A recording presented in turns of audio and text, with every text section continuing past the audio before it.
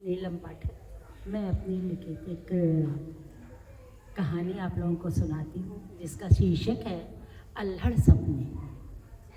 अल्हड़ सपने। तो सुनाती हूँ। सुबह का समय था। मैं सुबह की चाय पीने के बाद बैठी थी। मेरी मेड आई और अपना काम करने लगी। मैं कुछ लिखने में व्यस्त हो गई। कुछ समय बाद मेरी मेड, जिसका नाम गीता है, उसने मुझसे कहा, आंटी आप पिंकी को जानती हैं? मेरे मस्तिष्क में अचानक 3-4 साल पहले का दृश्य घूम गया। पिंकी मेरे यहाँ फुल टाइम मेड थी। 18-19 साल की सुंदर प्यारी सी चुलबुली सी लड़की थी जिसे मैं बहुत प्यार करती थी। इधर मेरे बेटे का विवाह था और उसकी तैयारियां चल रही थी। मैं काफ़ी व्यस्त रहती, कभी मार्केट जाना, कभी किसी तैयारी में व्यस्त रहना। वो भी पता नहीं किन ख्यालों में खोई रहती थी। फटाफट काम करके छीनी छीनी धूप में झूले पर आराम से बैठकर मोबाइल पर पता नहीं किससे बात करती, फिर खो सी जाती। मैंने उससे पूछा, पिंकी तू किससे बात करती रहती है? उसने बताया, आंटी मेरी शादी तय हो गई है और अप्रैल में मेरी शादी है। शर्मा के बताया कि मैं तो उसी से बातें करती हूँ। तब मुझे एहसास हुआ कि ये क्यों खोई खोई सी रहती है। तभी मेरे दिमाग में वो गीत गूंज उठा, कहीं एक नाजुक मासूम सी लड़की, बहुत खूबसूरत मगर सांवली सी, मुझे अपने ख्वाबों की बाहों में पाकर कभी नींद में मुस्कुराती तो होगी, उसी नींद में कसमसा कर सराहने से तकिया गिराती तो होगी। चलो खत लिखे जी में आता तो होगा, मगर उंगलियां कप कपाती तो होंगी। कलम हाथ से छूट जाता तो होगा, उमंगे कलम फिर उठाती तो होगी। मेरा नाम अपनी किताबों में लिख कर वो दांतों में उंगली दबाती तो होगी, कहीं एक नाजुक मासूम सी लड़की। मेरे बेटे के विवाह के फंक्शन शुरू हो गए थे। हल्दी, मेहंदी, ढोलक, रिश्तेदारों का आना जाना, बहुत धूमधाम से हर फंक्शन मनाया जा रहा था। पर पिंकी उस फंक्शन में खुद की शादी देख रही थी। मैं भी बात बात पर उसे चिढ़ाती। मेरे बेटे की शादी 16 फरवरी को थी, जबकि पिंकी की शादी अप्रैल में थी। खैर, मेरे बेटे की शादी संपन्न हुई। मेरी बहू आई। पिंकी उसके साथ खूब मिलजुल कर रहने लगी और अपनी सारी बातें उससे शेयर करने लगी। होली के बाद मेरा बेटा और मेरी बहू वापस अमेरिका चले गए। बहू ने पिंकी को काफ़ी सारा सामान शादी के लिए दिया। शादी के 7-8 दिन पहले उसने मेरा काम छोड़ दिया था। मुझे भी आमंत्रित किया था। आखिरकार अप्रैल आया और वो अपनी ससुराल चली गई।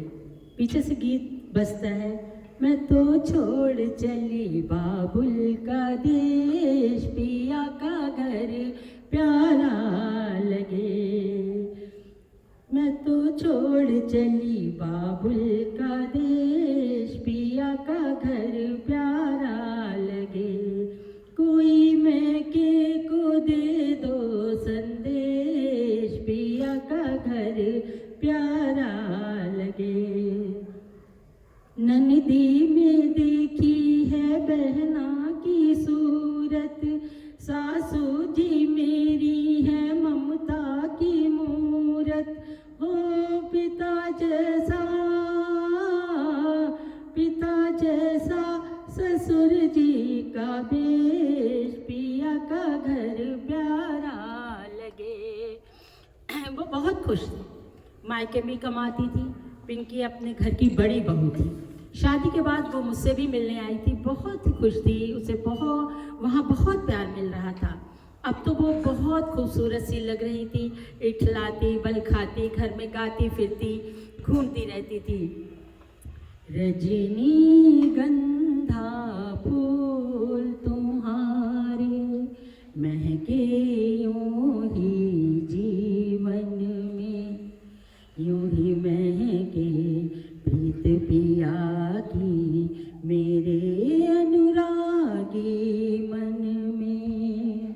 अधिकार जब से साजन का हर धड़कन पर माना मैंने, मैं जब से उनके साथ बंधी भेद तभी जाना मैंने। कितना सुख है बंधन में, रजनी गंधा फूल तुम्हारे महके यूं ही जीवन में। कुछ समय बाद पिंकी गर्भवती हो जाती है और 9 महीने बाद उसके एक सुंदर सी बेटी का जन्म होता है। सभी काफ़ी खुश होते हैं। घर में हर समय एक ही धुन सुनाई देती है, मेरे घर आई एक नन्ही परी, एक नन्ही परी। इस प्रकार खुशी खुशी 1 साल बीत जाता है और वो घर की लाडली बहू बनकर रहती है। 2 साल बाद यानी कि 2023 में उसके पति पराग को लीवर इन्फेक्शन होता है और पिंकी दोबारा से 9 माह गर्भवती है। पराग हॉस्पिटल में एडमिट रहता है। माँ पिता काफ़ी खर्च करते हैं परंतु पराग को बचा नहीं पाते और उसकी मृत्यु हो जाती है। वो प्यारी सी सुंदर चुलबुली बेटी जिसको मैंने हमेशा हंसते मुस्कुराते देखा था, सुनकर मेरा कलेजा काँप गया। बचपन में ही उसकी माँ का देहांत हो गया।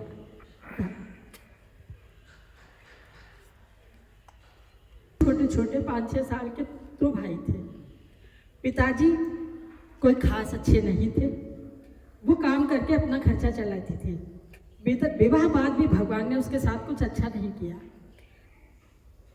मेरे दिमाग में एक गाना गूंजता है, मेरा जीवन कोरा कागज कोरा ही रह गया, जो लिखा था आंसुओं के संग बह गया,